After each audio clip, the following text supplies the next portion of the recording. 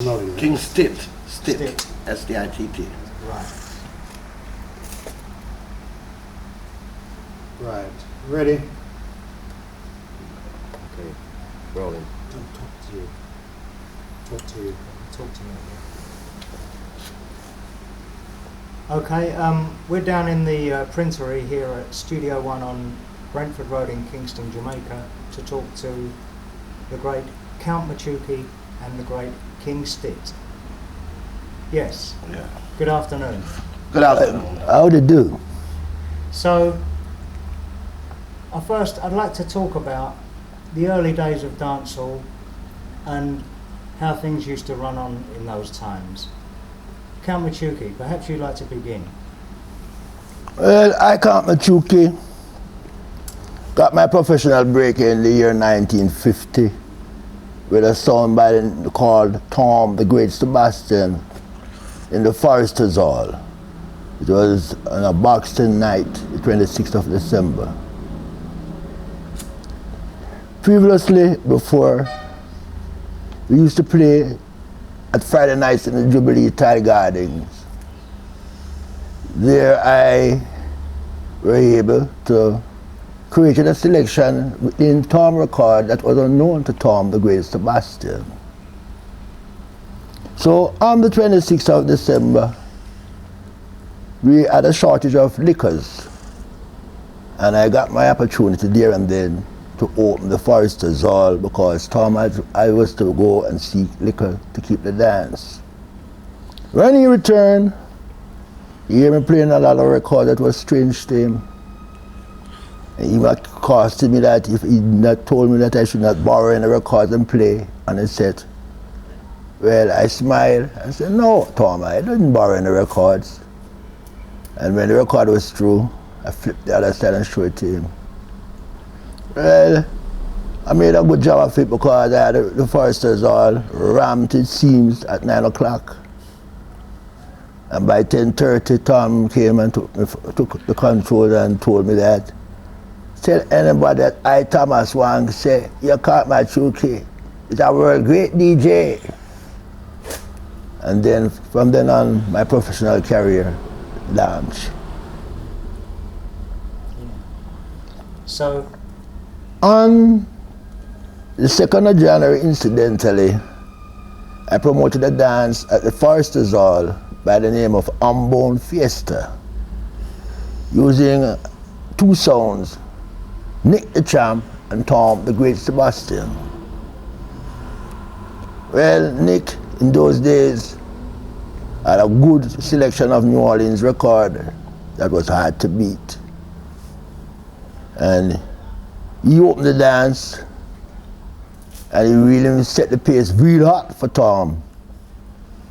I was holding my gate, being the promoter, when Tom sent and called me when Nick was about to come off, with the excuse that he is going to the toilet, if he mind putting on the records for him until he returned.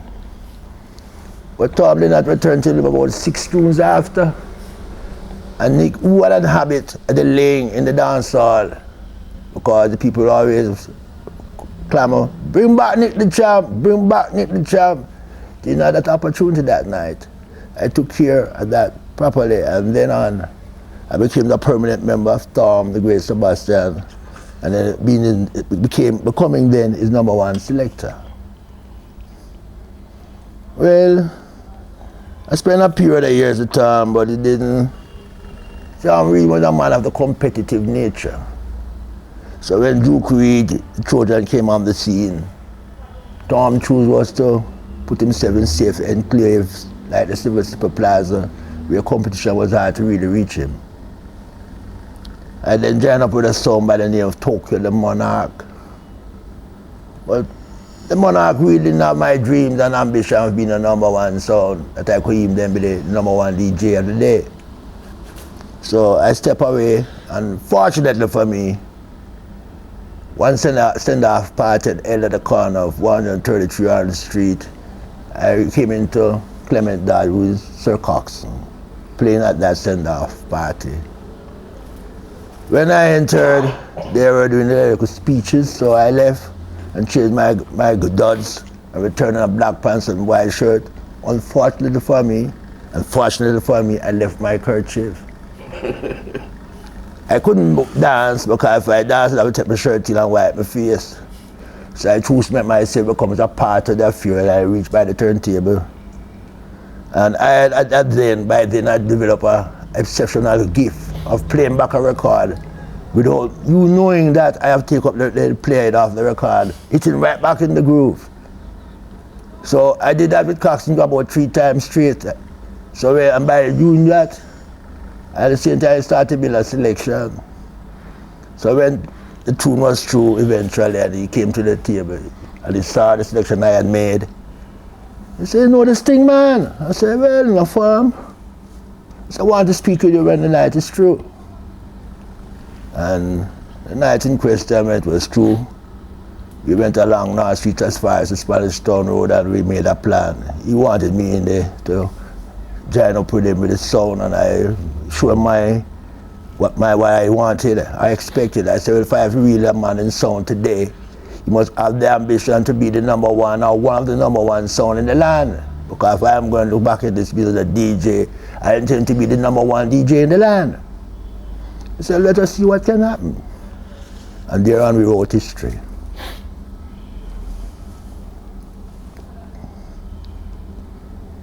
Well, in writing the history, it took me from one length and breadth of Jamaica, several dance halls, some numerous to mention, but to be the sound of reckoning, or to be the number one sound of the day, or the number two sound of the day, you had to show your rears and tears on Beat Street. That was then along North Street between the blocks. The whole of North Street then was considered Beat Street. Because in those days, all sounds come there to show them rears and tears, but very few sounds really have the class to stay there. To think of it. True. Well, the Duke really and the Trojan and the son of the day, he had strength of money and equipment, but Coxsone had records and had the exclusive selecting ability of I, not to be boasting, but I been a man of the people, thinking where I was born, really not born, but I grew up in Matches Lane. I was of the people and by the people and what the people want.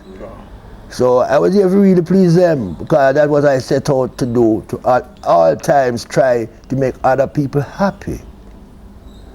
Well, around, we became so forced to be reckoned with Duke the Trojan, and they ceased to announce our dance where we were supposed to be playing. So I told Mr. Dad that we need a mic for ourselves. And then he gave me a mic, and I told him, so we can use the mic and let people freestyle, and funeral part of the music will come out here, you know. You can drop some wisecrack and such like, and Cox was all with it for it. And I started to coin my phrases, and Cox really showed me 1 and 2 wisecracks too. And there and in, I started to drop my first wisecrack really. It was like British Cockney. Hey, you black, you need a cup of tar and a slice of cake?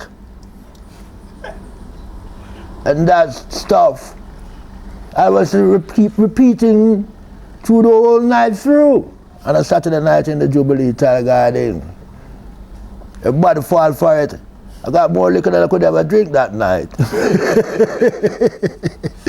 Well, being the man I were, I was not satisfied with that, so I said I have to find some more things to say.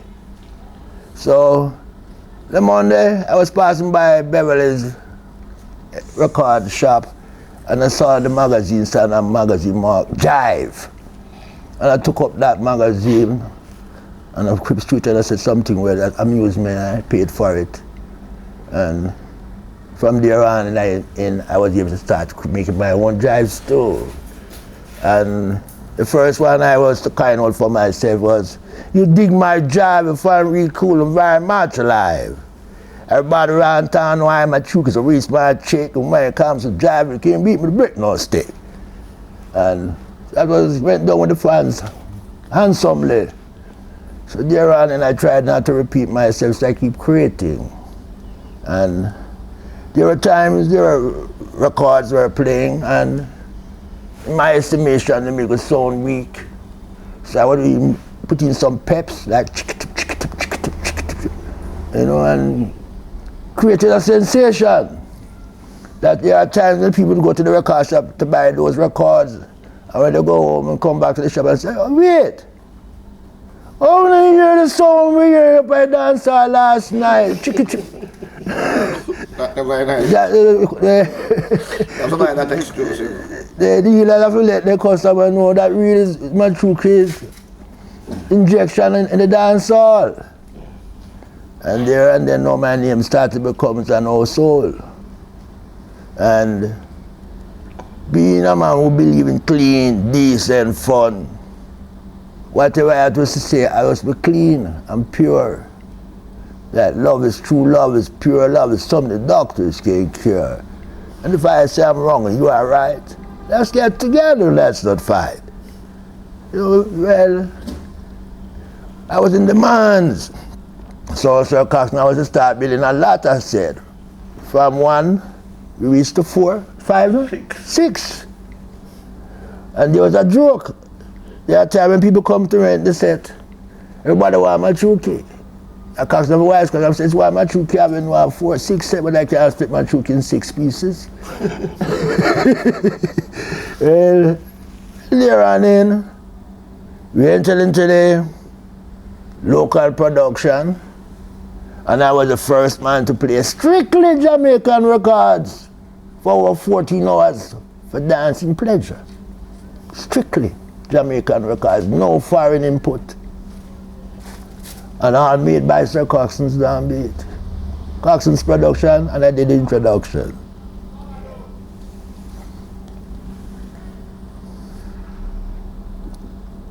There was a night when real big along the, not along North Street, Drew Creed the Trojan in the forest, in the King's Lawn. That's one of the biggest lawns then in the other day that extend from Love Lane to Church Street. And I was in the Forester's Hall. And the Duke, with all his pomps and glory, hinted along North Street with flash camera and sky like a big fanfare. But I had an intention that I was really make this fanfare. So his dance name the night was The Great Mr. Barry Ball. And I was defending a dance named Sweepstake Fiesta. Well, the DJ of the day for Drew Creed was called Cliffy. But in my book, he could not think as a selector.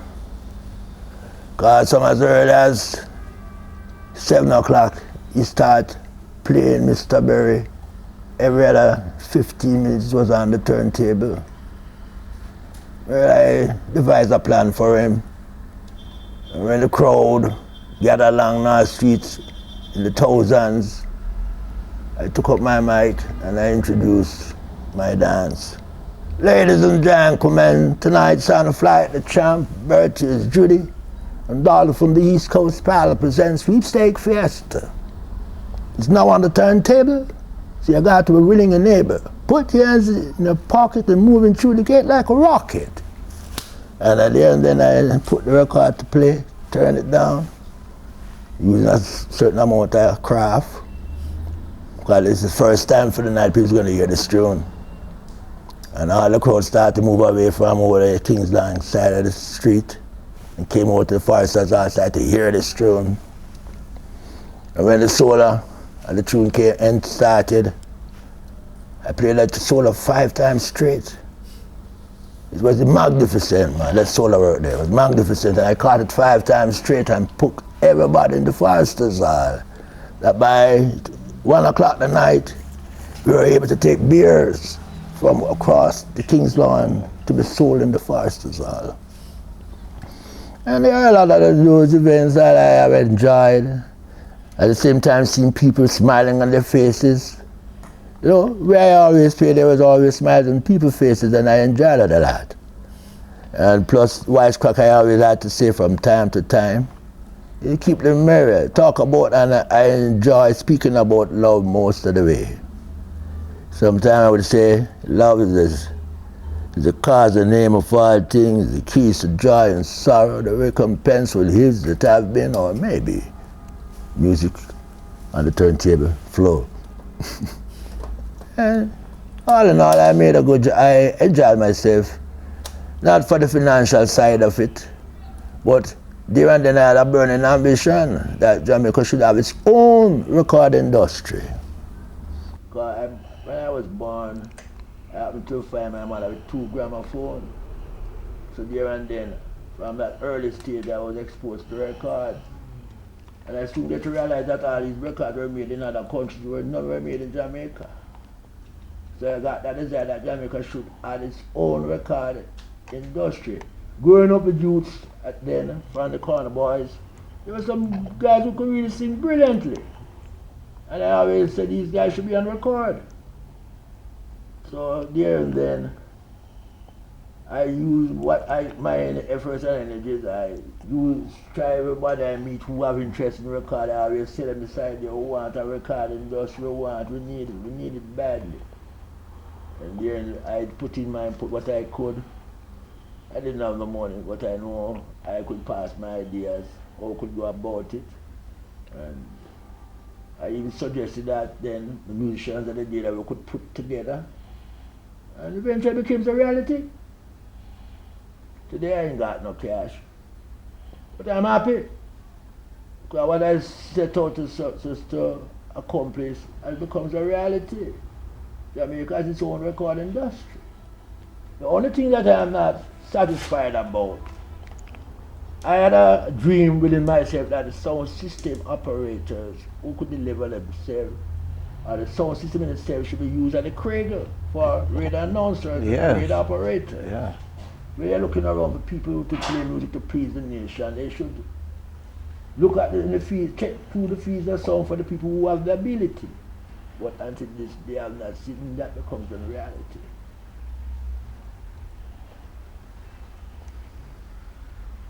Okay on that. So, any examples of the introductions, any more examples?